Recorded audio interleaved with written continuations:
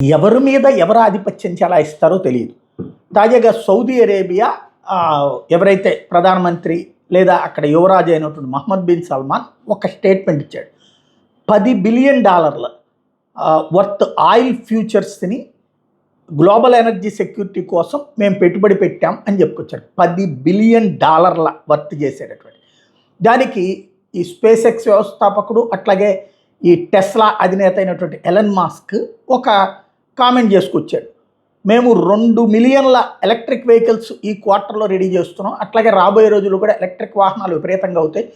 మేము ఈ ఎలక్ట్రిక్ వాహనాల ఉత్పత్తి పెరిగిన తర్వాత మీ ఆయిల్ని ఇంకెవరు కొంటారు? క్రమంగా ప్రపంచవ్యాప్తంగా ఎలక్ట్రిక్ వాహనాలు పెరిగితే ఆయిల్ని ఇక చివరికి అదొక పెర్ఫ్యూమ్కి డబ్బులు ఎట్లాగో ఆయిల్ కూడా అట్లా వాడుకోవాలి, అంతకు మించి దేనికి పనికిరాదు అన్నటువంటి వాదన తెర మీదకి తీసుకొచ్చాడు. దానికి సౌదీ అరేబియా అంతే ఘాటుగా స్పందించింది.